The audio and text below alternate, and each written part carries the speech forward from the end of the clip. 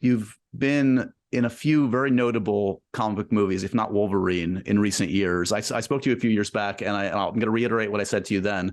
The opening sequence in Man of Steel is one of the great mic drop great sequences for me. It's like, oh, Russell Crowe is riding a dragon.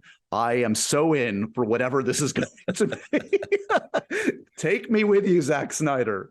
I guess just tell me, like, did you respond to that immediately, and why the hell didn't we get more of it? I mean, I think if that were made today, there is a Jor-El spinoff. There is an HBO Max series. Was there ever any talk of anything more with that character, or was it always one and done? Yeah, but I think that, those kind of conversations happen all the time. Once somebody has something like that going, and how else you can sort of make things out. I would have loved to have done a Jor-El, story pre the Superman story, and while him and the other character whose name I'm forgetting at the moment, when they were friends, and the build up of the political tension. Oh, Zod, yeah, Michael Shannon. Oh my God, you guys together. Shannon, yeah. So that would have been interesting, but it never eventuated, so that doesn't bother me at all.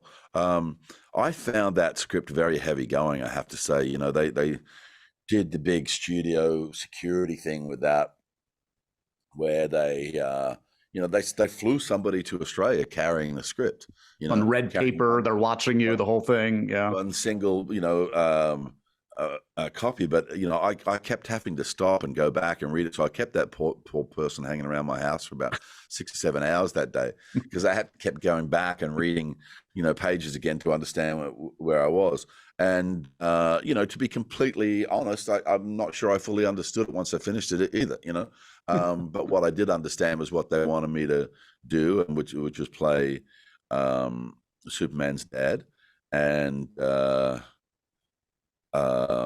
that was kind of, for me personally, it was kind of stepping into the shoes of one of my greatest heroes. Yeah, if it's good enough for Marlon Brando.